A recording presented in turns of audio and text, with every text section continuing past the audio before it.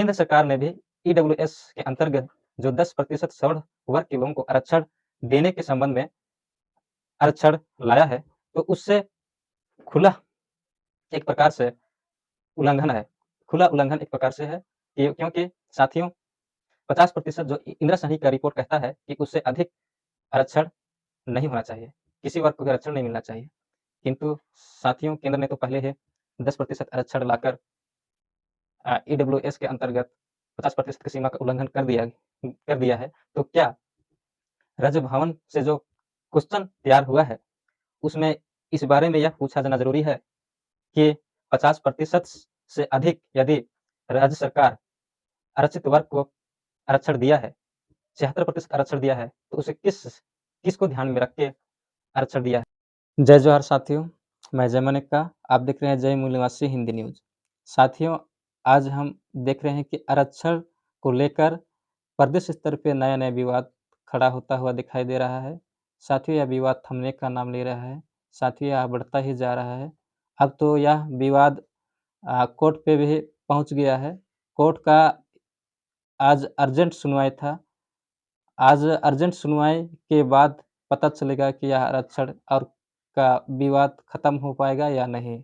लेकिन साथियों, पहले हम देखें कि आदिवासियों का आरक्षण जो 32% था, वह 20% हो गया था, जिसको बढ़ाने के लिए सरकार आरक्षण संशोधन बिल लाया। उसके बाद सभी वर्ग के लिए क्वांटिफाइबल डाटा जो सरकार के पास था, उसके आधार पे उन्होंने सभी वर्ग के लिए आरक्षण कोटा निर्धारित किया।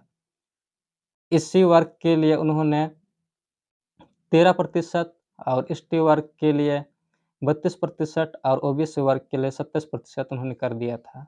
उसके बाद साथियों उन्होंने जो उन्होंने आरक्षण का कोटा उन्होंने निर्धारित किया, उसके हस्ताक्षर के लिए राज्यपाल के पास उन्होंने पेश किया।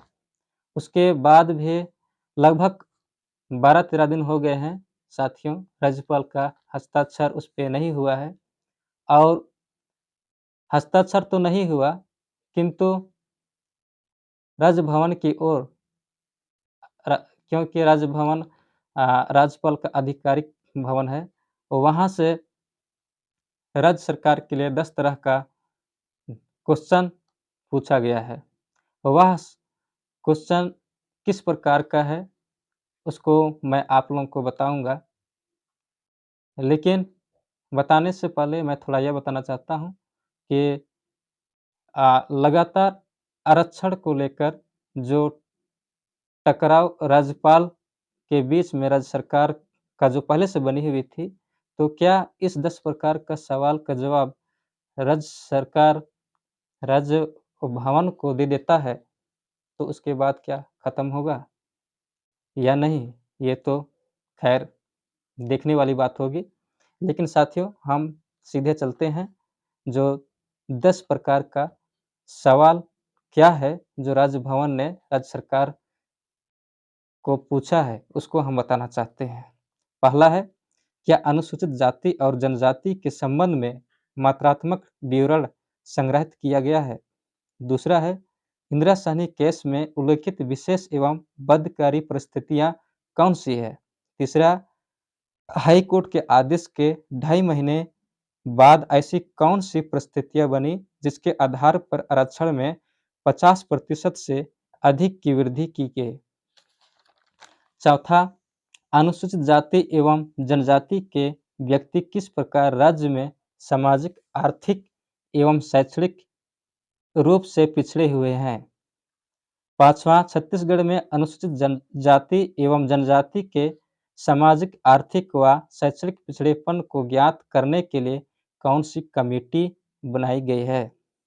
छठवां, क्वांटिफाइबल डाटा आयोग की रिपोर्ट राजभवन में प्रस्तुत करें।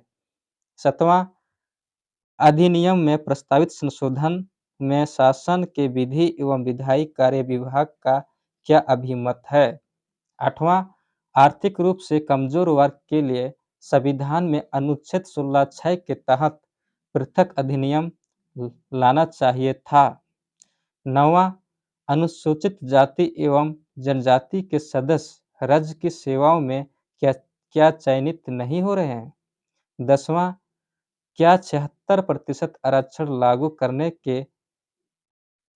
करने से प्रशासन की दक्षता का ध्यान रखा गया है? इस संबंध में क्या कोई सर्वेक्षण किया गया है? इस प्रकार से राज्य भवन की ओर से राज्य सरकार के लिए 10 प्रकार का सवाल पूछा गया है और खबर ये आ रहा है कि अभी तक राज्य सरकार ने राज्य भवन को 10 प्रकार का जो सवाल है उसका उत्तर उन्होंने बनाकर प्रस्तुत नहीं किया है। लेकिन खबर ये भी आ रही है कि मुख्यमंत्री माननीय भूपेश बघेल जी का कहना है कि हम जो राज्य भवन ने हमको 10 प्रकार का सवाल किया है, उसका जवाब हम जल्द से जल्द तैयार करके उनके लिए प्रस्तुत करेंगे और उनको दे देंगे। और इसके बाद और क्या नया विवाद आता है, ये तो देखने वाली बात होगी साथियों, क्योंकि आज सुप्रीम कोर्ट का आरक्षण के बारे में आरक्षण के संबंध में अर्जेंट सुनवाई होने होने को है। तो और इस सुनवाई के बाद पता चल जाएगा कि आरक्षण का विवाद और कितना आगे बढ़ेगा या फिर खत्म होने को है, ये दिखाई देगा। तो आज इतना ही, धन्यवाद।